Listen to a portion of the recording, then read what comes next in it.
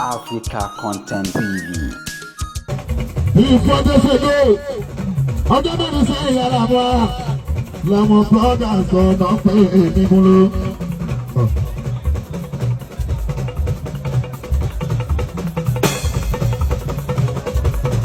Ní ọjọ́ mẹ́rin sẹ́yìn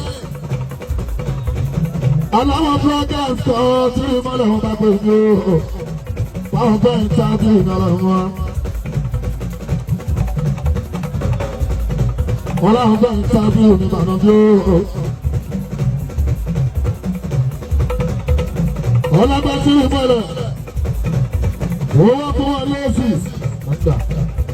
Mo ń dá wọn lóhùn pé mi ò ní ráyè láti dá wọn lóhùn débọ̀ àyè òfẹ́ tí rí mọ́ lára wọn.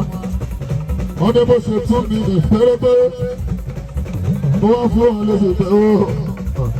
Ẹni tí ẹ máa ń tábí o tí ẹ fẹ́ mú mistake ẹnu ẹ̀ o lè ń ṣe ìmọ̀ ọ̀la làwọn àwọn òde ní sí èso ní tiwa.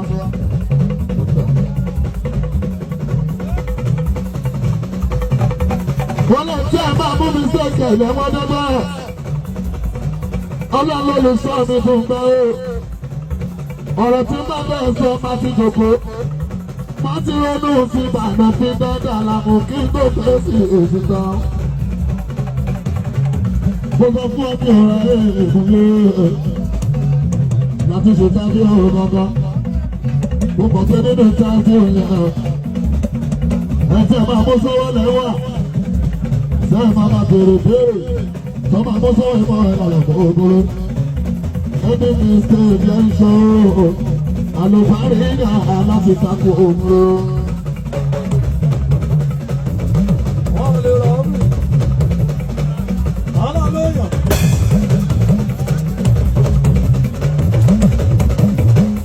Àdé bọ́ lórí.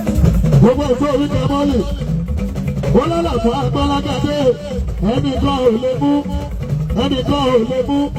Ẹnìkan láwọn ò bá mú ìmọ̀ ọ̀nà ẹ̀mọ́ kan ṣe wàhálà láti mọ́ ní. Ọlọ́run nígbà wọn mú ọmọ fún price òjìmọ̀ ọ̀làdàgbò.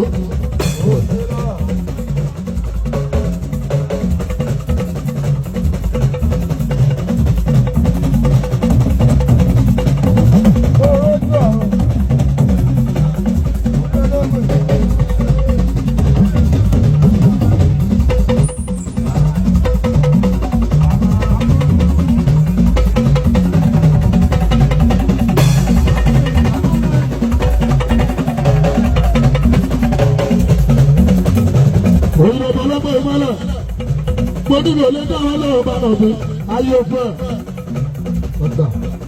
Ẹ̀yin blọ́gà ṣẹ̀dọ̀ wá o. Ẹ̀yin ni mò ń gbẹ̀sẹ̀ ọlọ́mọ tí rí mọ́lẹ̀. Ẹ̀yin